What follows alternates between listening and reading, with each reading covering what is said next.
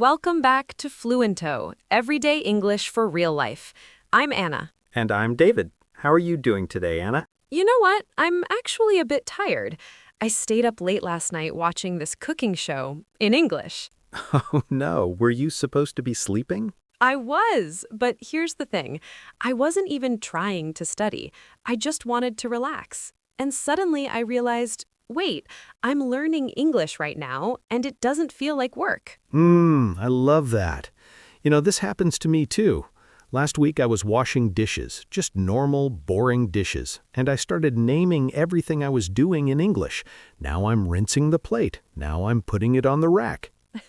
Were you alone? Because that could look a little strange. Yes, I was alone. But that's exactly what we want to talk about today. These tiny moments, these little pockets of time in your day where English can just slip in. No textbooks, no pressure. Right, because here's the truth, and I think you know this already, you don't need 3 hours every day to improve your English. You really don't. What you need is small things, things that feel easy, things that become part of your life, like brushing your teeth or making coffee. Exactly. So today we're sharing some ideas, simple, friendly ideas that fit into the life you already have. Not the life you wish you had, the real one. Yes, the real, messy, busy one.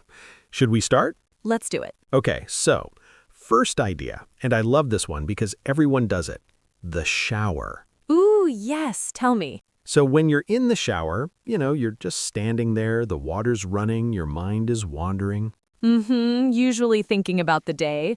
Right, so instead, try describing what you're doing in English, out loud. In the shower? Really? Yes, it's private, it's relaxed, and the water covers your voice anyway. You can say things like, I'm washing my hair, the water is warm, I feel relaxed. Oh, I like this. Because nobody can hear you, so you can make mistakes and it's totally fine. Exactly, and you're using present continuous. I'm washing, I'm rinsing, which is super useful for daily English. Plus, you shower every day anyway, right? So it becomes automatic. That's the beauty of it. 5 minutes every morning or evening, whenever you shower. I'm definitely trying this tomorrow, though I might start laughing at myself. That's allowed. Okay, I have one that I actually do, and it sounds a little crazy, but it works. I'm listening. So, in my apartment, I have one room, just one, where I only speak English. Wait, even when you're alone? Especially when I'm alone. For me, it's the kitchen. Every time I walk in there, I switch to English in my mind. Huh, interesting. So what do you do? I talk to myself. I say things like, okay, I need to make tea. Where is the cup? Oh, here it is. Or I read the labels on food packages in English. Or I hum English songs while I cook. I love this because it's like creating a little English world in your home. Yes, exactly. And here's why it works. Your brain starts to connect that space with English. So when you walk in, you automatically start thinking in English. It's like a trigger, a reminder. Right. And you can choose any room, maybe the bathroom or your bedroom, just one space where English lives. I think I'll try this with my balcony. I go out there every morning with coffee anyway. Perfect. Just start small, one room, even one corner of a room. All right, here's another one, and this is great if you walk anywhere, to work, to the store, just around your neighborhood. Okay, I'm curious. Become a narrator, like in a documentary. What? Seriously, describe what you see, out loud or in your head, like, I'm walking past a red car, there's a dog on the sidewalk, the sky is gray today. Oh, I see. So you're practicing observation words. Yes, and it's so natural because you're just describing real things, nothing imaginary, nothing complicated. Wait, tell me more. Do you actually do this? I do. Sometimes I whisper it like I'm making a video. On my left, I see a bakery. The smell is amazing. I think I'll stop here later. I love this. And you're using different tenses too. Present simple, present continuous, future. Exactly. And if you don't know a word, let's say you see a bicycle but you forget the word, you can describe it. The thing with 2 wheels that people ride. Perfect, because that's what you do in real conversations anyway. Right, and then when you get home, you can look up the word. This sounds fun. I think I'll try it on my walk to the grocery store. Do it, and don't worry if people look at you strangely. I'll just smile and keep walking. Okay, this next one is a bit different. It's more calm, quiet. I'm intrigued. So, a lot of people do mindfulness or breathing exercises, right? Like taking a moment to relax. Yeah, especially if you're stressed. Well, I started doing this in English, just simple breathing and thinking calm thoughts in English. How does that work? So I sit down, close my eyes, and breathe slowly. And while I think, I breathe in, I breathe out. I feel calm. I am here. Oh, that's lovely. It's very simple, very slow, and the words are easy, but you're still practicing. Plus, it connects English with feeling good, not stressed. Ah, that's important because sometimes English feels like pressure, like a test. Exactly, but this is different. This is peaceful English. How long do you do this? Just 2 or 3 minutes, sometimes in the morning before I start my day, sometimes at night before bed. I think a lot of listeners could try this, especially if they feel nervous about English. Yes, and you can add more phrases as you feel comfortable. I am learning, I am growing, I am patient with myself. Beautiful. I might try this tonight. Speaking of relaxing, let's talk about cooking. Ooh, my favorite topic. So instead of following a recipe in your language, try watching a cooking video in English. Yes, I do this. It's so helpful. Right? Because you can see what they're doing while they talk. So even if you don't understand every word, you understand the actions. Exactly. Like if they say chop the onions, you see them chopping. So you learn the word and the action together. And you can pause, rewind, watch it again. No pressure. Plus, you end up with dinner, so it's useful twice.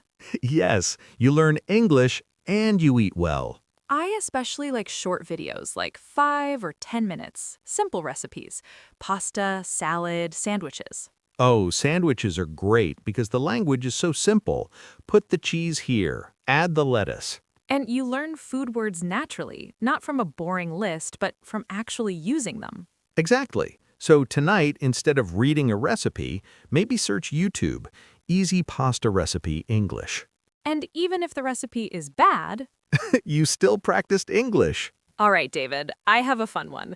This is something my friend Maria does, and she loves it.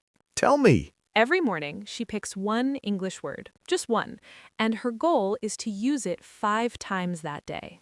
Oh, interesting. How does she choose the word? Sometimes from something she read, sometimes from a podcast, sometimes she just opens a dictionary and points. Random choice. Exactly. And then she tries to use it. If the word is comfortable, she might say, "This chair is comfortable. I feel comfortable today. Is the temperature comfortable for you?" I see. So she's finding different ways to use the same word. Right. And by the end of the day, that word is really in her brain. Not just memorized, actually used. That's smart, because using a word is so much stronger than just reading it. Absolutely. And it's like a little game. Can I use this word 5 times? Can I use it in different situations? I love this. And it's just one word, not 20 words, not 100. One. Small is powerful. Small is powerful. I'm going to try this tomorrow. Let us know in the comments what word you choose. Okay, here's a gentle one for the end of the day. I like gentle. Every evening before you go to bed, think of 3 things you're grateful for, but think of them in English. Aw, that's sweet. It can be very simple, like, I'm grateful for my coffee this morning. I'm grateful for the sunshine. I'm grateful for my comfortable bed. I love this because gratitude already makes you feel good. And you're practicing English at the same time. Right. And you're using I'm grateful for, which is a really useful phrase. Exactly. Or you can say, I'm thankful for, or today I appreciated. Yes, different ways to express the same feeling. And it doesn't take long, 2 minutes maybe. You can even write it down if you want, but you don't have to. This is perfect for people who want to end the day calmly, not with stress or homework feeling. Exactly. Just gratitude and English, together. Beautiful. Okay, last one. And this might feel a little silly at first, but stay with me. I'm ready. Send voice messages to yourself in English. Wait, to yourself? Yes, on WhatsApp, Telegram, whatever you use. Just record a short message in English and send it to yourself. What do you say? Anything. Hi, Anna. Today I went to the park. It was nice. I saw some birds. Or, I'm thinking about learning guitar. Maybe next month. Okay, but why? Why talk to yourself?